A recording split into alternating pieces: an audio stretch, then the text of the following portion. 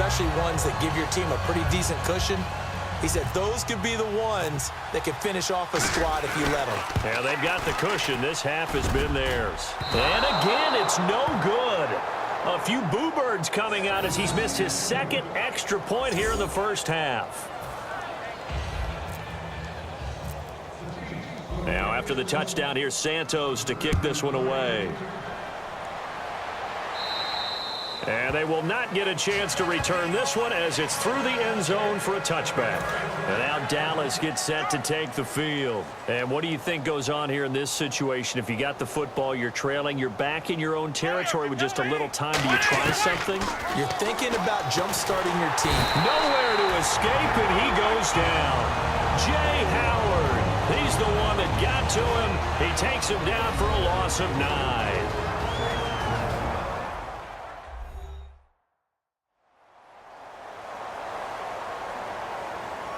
So the offense took the timeout. Looks like they're ready to go as we get set to resume the action. Let's go. Here's Romo now on second down. And seeing nowhere to throw, he chucks this one away from harm. Incomplete. Now it's third down. Whether they deserve credit or not, the defense is going to take credit for that incompletion because it always feels good when you slow down an offense. And some secondary help here for the defense in the nickel on third and long. Now the fifth-year man, this is Lance Dunbar. And he's able to get up here to the 26. A pretty good effort there, 9 yards, but not enough. We'll likely see the punt team now on fourth down. So we've reached halftime here in what is quickly turning into quite a rout, as we'll send you down to Orlando where Larry Ridley has our EA Sports Halftime Report. Larry? Thanks, Brandon, and welcome to our EA Halftime Report. I'm Larry Ridley. The Chiefs have done a good job making the plays they need to in order to get out to a big lead. The Cowboys just need to figure out a way to bounce back. So that'll bring our halftime report to a close. We'll go back now to Arrowhead Stadium for the start of the third quarter. All right, Larry, indeed a one-sided affair to this point as we get set for half two. This is fielded a couple yards deep. And last year that would have been a net gain of 5 on the return. This year he stopped where he would have been if he had taken a knee, and that's at the 25.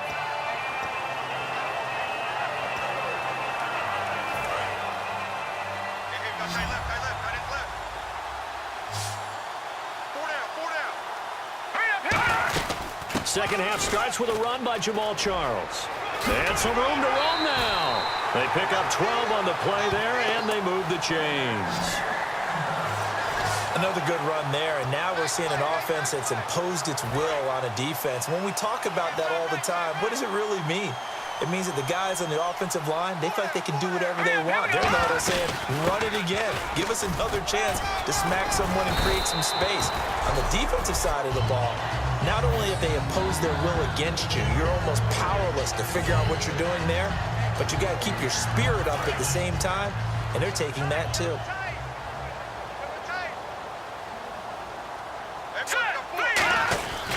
On second down, Jamal Charles. And he'll get it out a couple yards shy of midfield at the 48. 5 yards is the pickup there as that extends this drive. So many teams want to throw the ball in this situation nowadays, but I love watching a team that has enough confidence to go ahead and run the football in that situation. That's almost a tendency breaker. They'll look to throw here on first down. Caught, Kelsey, left side. It's a gain of 24 that time, and it'll give the Chiefs a first down. That coaches always harp on the quarterback reading the defense and getting it to the open man. That's good recognition there. And how about what he did after the catch?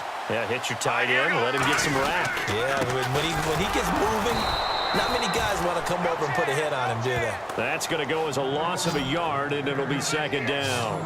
Well, Brandon, he's had a great day, and sometimes that just happens. It is the NFL. They will make some plays against you. Watch 12. Watch 12. Single receiver. Hey, no. Check. Patriot. Now a shotgun snap as they'll look to throw. Surveying the field. Buying time to his left.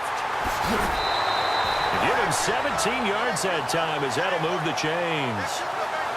Well, that was man coverage. So once he decides to run with the football, there's no one to account for him, and he turns it into a nice gain. And here comes play number 6 on this drive. Here we go. As they've done all day, they run with Charles. And he's going to work this one down to about the 5. 7 yards on the pickup there, and it'll leave him with a 2nd and 3. You know how we get focused at end of the half and end of the game situations about how much time's on the board and, what you need to do? Sometimes you don't have to worry about that. That's just smart football. That kind of a lead, staying in bounds, it burns clock, even in a situation that we're not really focused on it. While praise has to go to the guys on the offensive line because they've had a very nice, productive day running the football. How about that poor defensive line? They've been knocked around the entire game, and while they slowed them down on that run, can they continue to do so? Because they haven't had much success throughout this ball game. And no move to get the offense off the field. They'll stay put on 4th and 1. Here we go with Charles. They'll get neither the touchdown nor the first down. And it'll be a turnover on downs. Well, they knew who to turn to on 4th down. Their horse, they needed the short yardage. He just couldn't get it. And that's the surprise because normally that's bread and butter for them, right? Hand it to the big guy, let him go, pick up the first down. Didn't get it there. All credit to the defense. Usually, even if they know he's coming, he can't be stopped, and they got it done on that play. Defense in a good spot. Let's see how the offense responds with a 2nd and 13 now. And that play was vintage Derek Johnson. He made a play in the backfield. In college, he did as an outside linebacker. Use speed to get to the backfield. Now, a bulked-up inside linebacker with multiple Pro Bowls on his resume. We just saw another example of how the defense is winning this game. Really, at the point of attack, the offensive line's just getting pushed around. I think now, as a play caller, you got to give him a little bit of help. Maybe keep your tight ends a little bit more. Oh, and he's not going to make it out of the end zone. The push too strong, and that'll be a safety. And the safety there, another mistake, and these mistakes just keep piling up. How many more can they make? They put themselves in such a massive hole now. Going to be difficult to dig out from under. Yeah, for sure they can't afford anymore at this point. And remember, following the safety, you give the football up as well, and they free kick it from the 20 now. Jamal Charles now gearing up to go again on offense. So after that hot start, the numbers here show the decline. What has the defense done adjustment-wise? Sometimes when you have a running back who's gotten off to a hot start, you've got to catch him before he really gets going. So you change what you do across the defensive front. Instead of the linebackers being back a few yards, you bring them up closer. It's what we call mugging the line of scrimmage, taking away a lot of blocking angles and gaps and maybe stopping him before he can get going. Mugging the line of scrimmage, okay. Yeah, in this case. Here we go. Now a 20th carry here for Jamal Charles. And he gets this one to midfield before he's brought down. It's a 10-yard pickup, and it moves the chains. I know anytime you watch a team run the ball really well, there's some pinball effect, people bouncing off of each other. There's also some things of beauty in there when you see these nice, explosive, strong runs. This guy, he knows how to carry the football really well and continually wants the football. Why? He knows his offensive line's going to give him great effort, and he gives great effort himself to finish off runs. Touchdown, Chiefs!